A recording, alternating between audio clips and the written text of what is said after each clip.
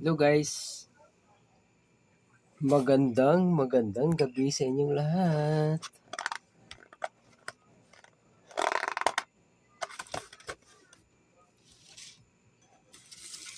Ito na naman tayo ngayon sa ating lamisa.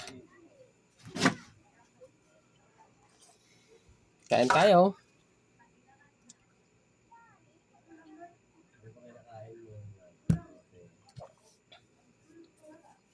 Nagugas ako ng kamay. So, magkamay ako ngayon dahil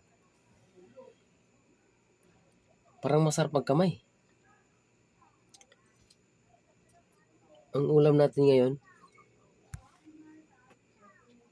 ito yung 3 pirasong hiwa na talong. Tapos meron tayong sausawan. At ito, yung may prito kaming tilapia. Ayan o.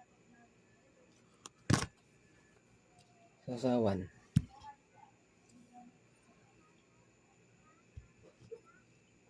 Ihalo natin to dito. Sausawan din to. Oh.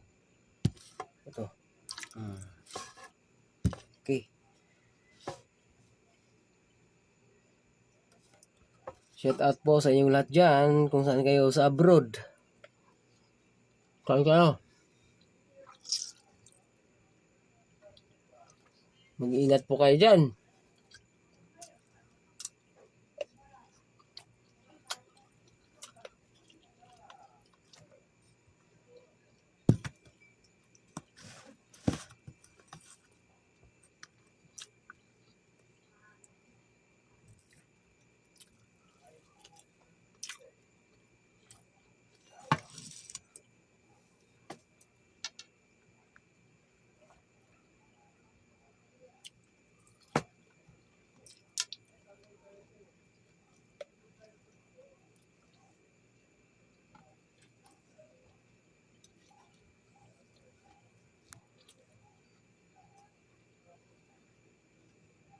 Hirap ng buhay.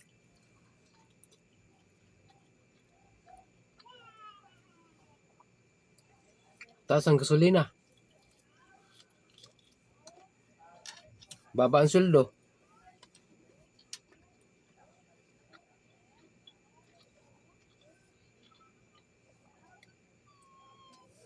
Sabi ni BBM dati, nangampanya siya, sabay-sabay daw yung babangon. Mahirap.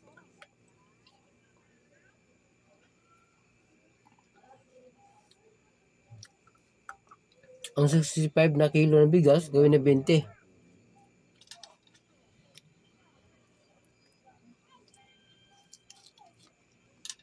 Yun pala,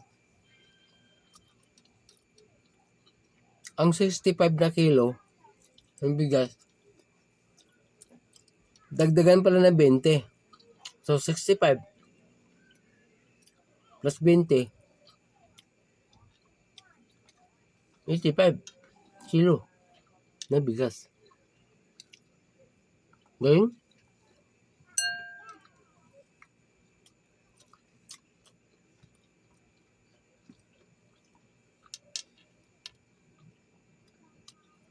sa mga mayayaman, baliwala sa kanila yun. Okay lang. Dahil, mayaman sila eh. Mali-malita ang pera nila eh. Sa bangko. Kung ilang account, meron sila. Pero tayong mahihirap, wala.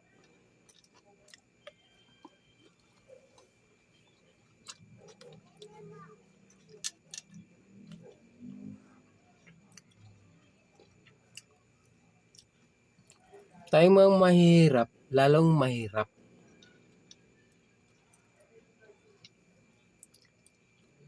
Mga mayayaman, lalong yumayaman. Lalo may mga negosyo. Yan. Tataas ang presyo. Yan. Mayaman sila.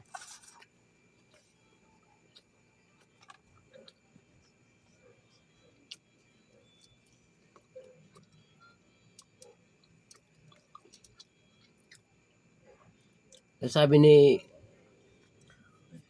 Kiril Busita, mahirap talaga pag ikaw ay isang mahirap. Mahirap talaga.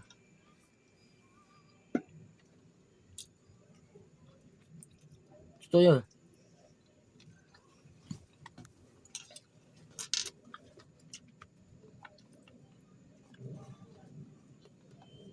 Pag ikaw ay sinilang na mahirap,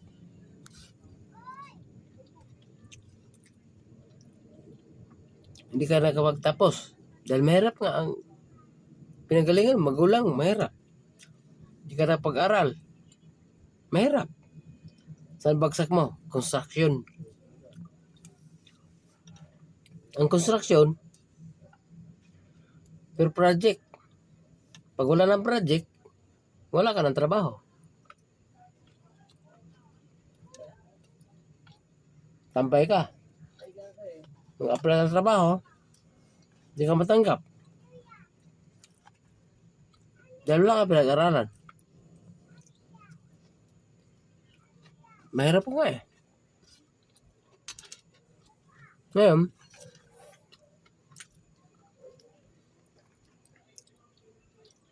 ito ulo ng isda. Tilapia. Papakin natin to ngayon.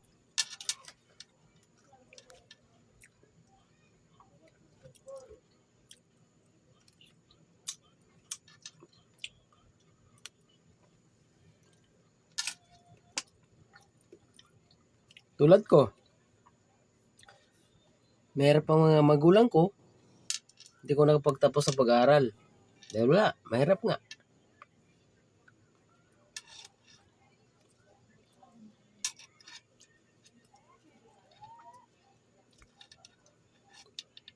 Wala akong natapos.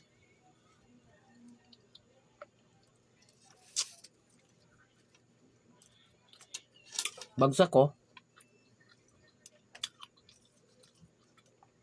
Construction.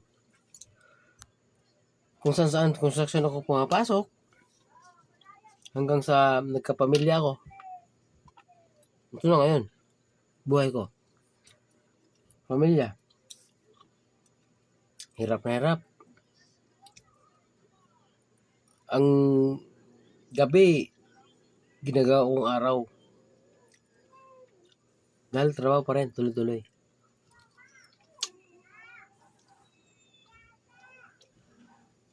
Nakala ko, kumikita na akong malaki. Dahil,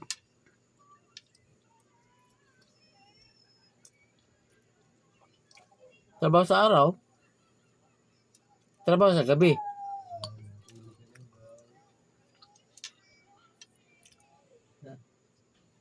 Araw, gabi, trabaho.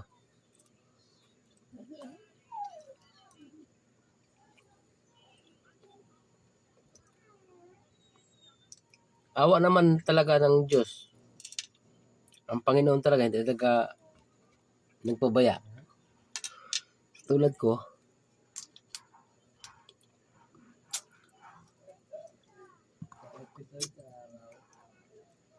lumalaki yung mga anak ko.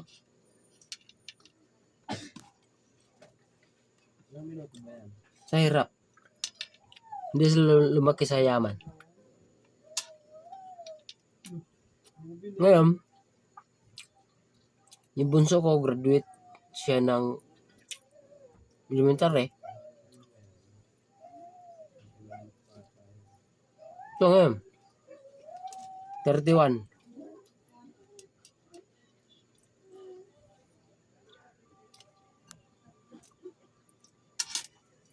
Masaya ako.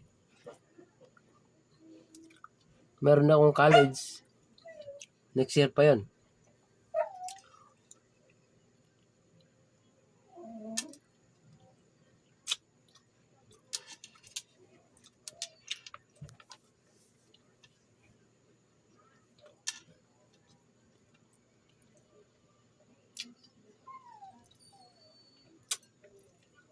Ang kinikita ko sa isang araw, kulang. Hindi sapat.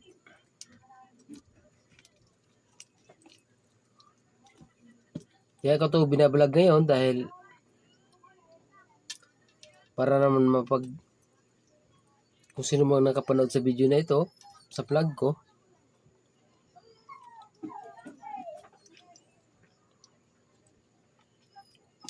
makakuha kayo ng idea kung paano mabuhay kasama ang pamilya mo na wala kang tinatapakang ibang tao.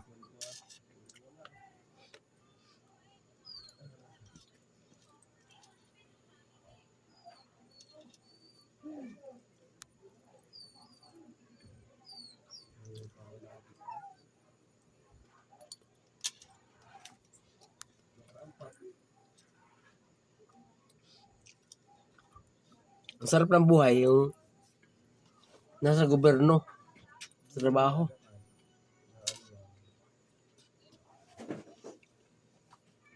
Malaki na sweldo, wala pang ginagawa. Kumbaga ang pinagana nila, yung utak lang nila. Ganun.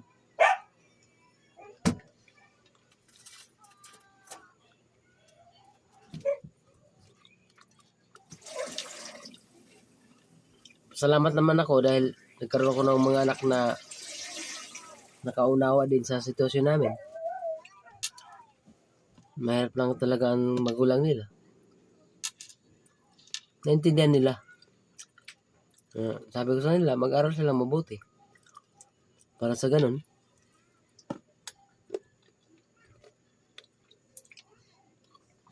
balang araw, makamit nila yung buhay na masagana. Kasi ang daan talaga ng pagyaman ng tao, pag-aaral. Tapos ka na pag-aaral. Yun talaga ang daan. Pagyaman ng tao.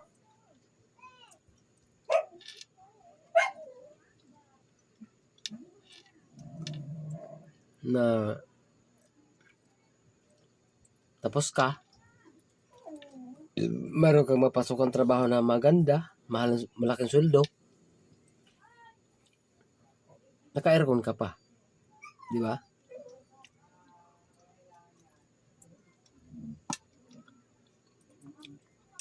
Ang layo talaga na diferensya pag wala kang natapos.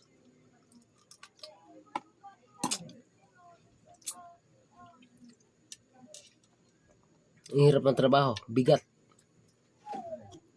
Init. Ulan.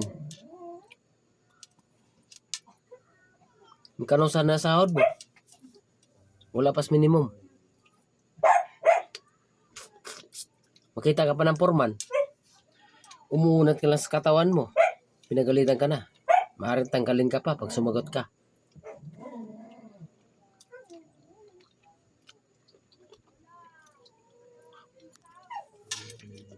Kaya kung may natapos ka, hayaan buhay mo. Naka-aircon ka.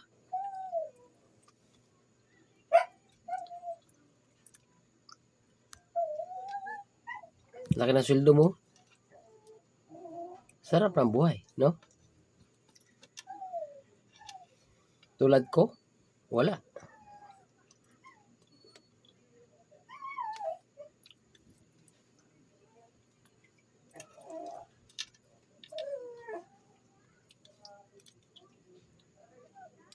Pero